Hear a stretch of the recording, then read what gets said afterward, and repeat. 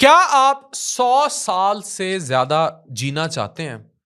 तो ये video and तक देखिएगा। जापान में क्यों लोग लंबी उम्र पाते हैं? Why longevity is more in Japanese population. ये एक इंतहाई रिसर्च वीडियो है। रिसर्च आर्टिकल्स बैक्ड है। और मैं चाहता हूं कि एक एक पाकिस्तानी, हिंदुस्तानी और गल्फ में मौजूद लोग जहां जहां उर्दू, हिंदी समझी जाती है, वो इस वीडियो को अमर कर लें, अपने लिए भी और अपनी नस्ल के लिए भी। दुनिया में सबसे ज्यादा जो 100 साल से ज्यादा उम्र जीते हैं वो जापान के लोग हैं। मगर आखिर क्यों? क्या ये सिर्फ डीएनए या जेनेटिक्स का खेल है, या फिर लाइफस्टाइल, डाइट का रोल है? आज हम मेडिकली एक्सप्लेन करेंगे कि जापान में लंबी उम्र क्यों है लोगों की। नंबर वन जो फैक्टर है रिसर्च बैक, वो है जापानीज डाइट। कम कैलोरीज और बेहतरीन न्यूट्रिशन। इनके खाने में सब्जियां, मछलियां, सब्ज चाय, ये सब ज्यादा होता है। और इनकी डाइट बड़ा रीजन है कि they have good longevity. High fibre diet, मैं हमेशा चीखता हूं, बोलता हूं, हाई फाइबर खाएं, जिसमें ओमेगा 3 फैटी एसिड से भरपूर सी फूड्स। और फाइबर में तो बहुत सारे ओट्स, जई, इसबगोल और इस तरह की चीजें आ जाती हैं। फ्रूट्स विद छिलका, ये आ जाते हैं। ये वो लोग ज्यादा खाते हैं। वेजिटेबल ज्यादा खाते हैं। वो चीज जो बल्क फॉर्मिंग है ना, जिससे स्टूल बनता है, that is all good in high fibre. अच्छा, usually they use good omega 3 fatty acid, sea food मतलब समंदरी जो मछलियां वगैरह, ये सब कुछ। एंटाई ऑक्सीडेंट्स वाली सब्जियां, फर्मेंटेड फूड्स, जैसे ये लोग बहुत ज़्यादा ऐसी चीज़ें खाते हैं जिसमें कम मसालों वाले अचार हो गए, या नेटो शेटो। इनकी मुख्तलिफ ग़िज़ाएँ हैं, बड़ी ज़बरदस्त हैं।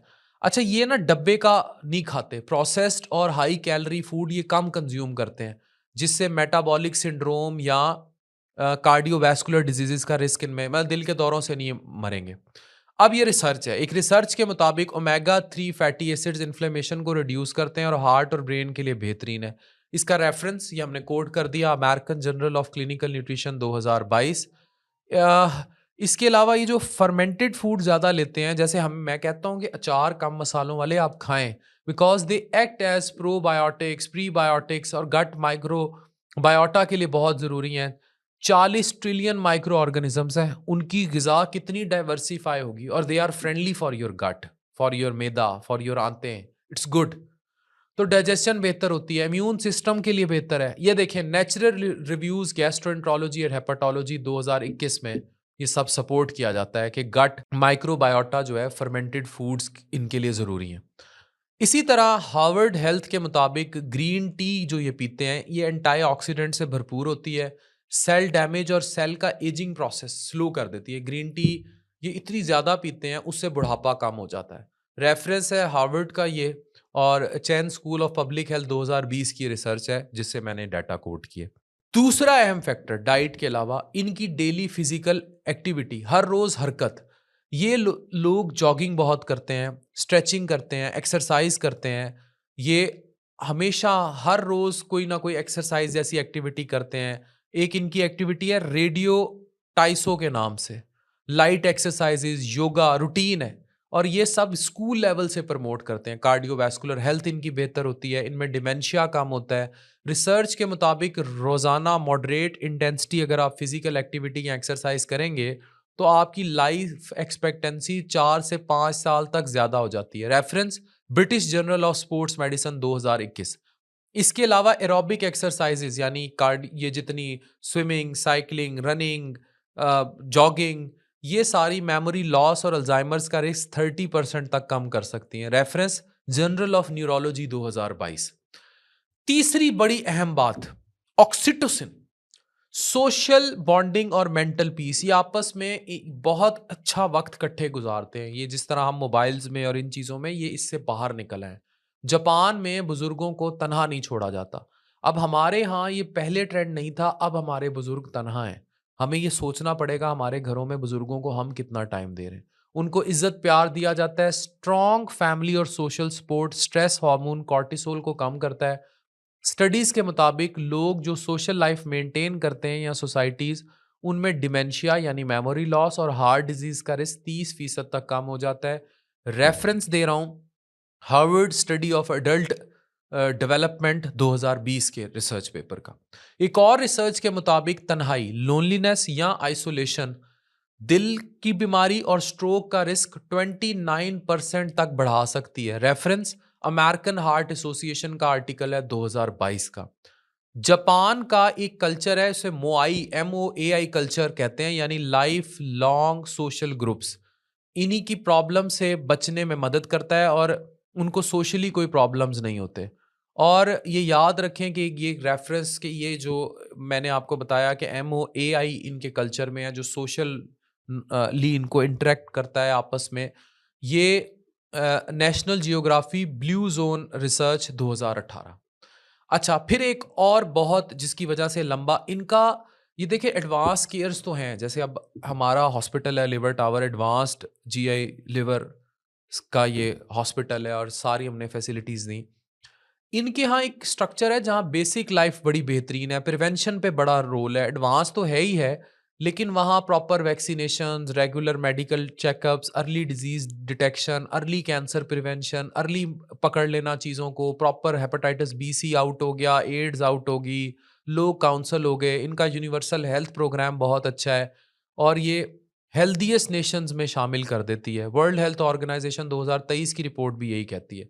अब रिसर्च के मुताबिक जापान का कैंसर सर्वाइवल रेट, दुनिया में कैंसर भी बहुत वहाँ उनकी जेनेटिक्स में इश्यूज ऐसे हैं कि वहाँ कैंसर्स की स्पेशली GI के कैंसर्स रिपोर्ट होते हैं बहुत ज़्यादा, लेकिन उनकी अर्ली डिटेक्शन बहुत ज़्यादा है।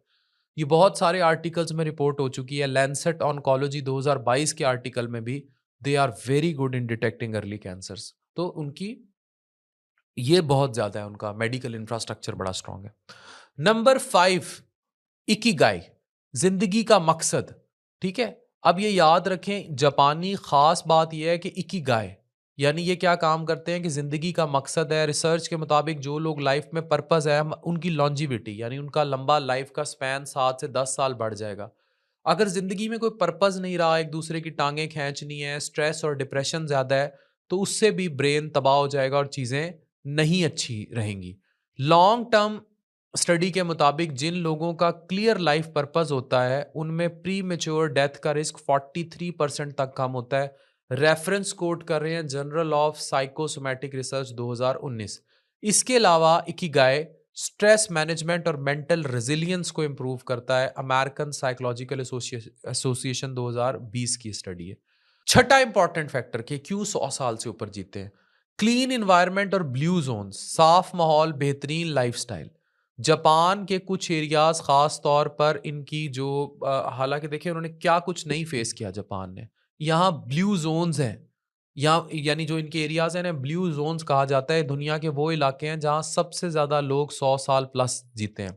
यहाँ का इन्वायरमेंट पॉल्यूशन फ्री है, फ्रेश ऑर्गेनिक फूड और स्ट्रेस फ्री लाइफस्टाइल है जो हेल्थ के लिए बेहतरीन है।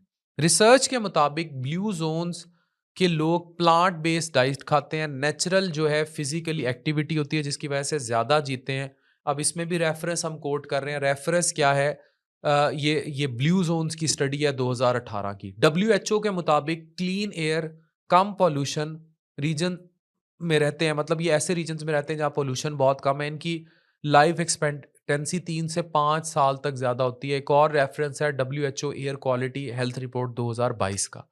अच्छा, अब 7वां बड़ा अहम पॉइंट, ये पाकिस्तानी और इंडियंस के लिए सुनना बहुत ज़रूरी है, ये जंक नहीं खाते। No junk, no process, no Foodpanda, no पिज़्ज़े, नो बर्गर, दिस दिल की सेहत के सीक्रेट्स हैं।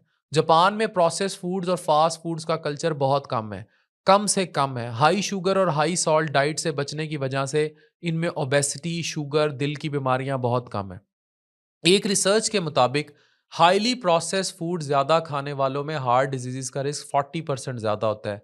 रेफरेंस ब्रिटिश मेडिकल जर्नल है 2021 का। इसके अलावा वेस्टर्न स्टाइल फास्ट फूड का एक्सेसिव यूज जापान में टाइप 2 डायबिटीज और ओबेसिटी के केसेस को बढ़ा देता है। रेफरेंस है डायबिटीज केयर जनरल 2023।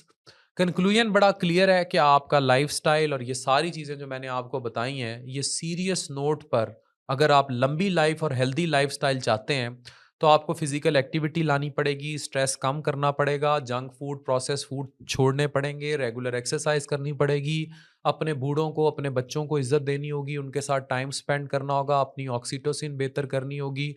और याद रखें, अगर आप जीना चाहते हैं healthy living and long life with good longevity, 50 साल का बंदा है, मोटा है, 20-30 साल से मोटापे से लड़ रहा है, क्या जिंदगी भाई आपने जी, अपनी जवानी बर्बाद कर दी।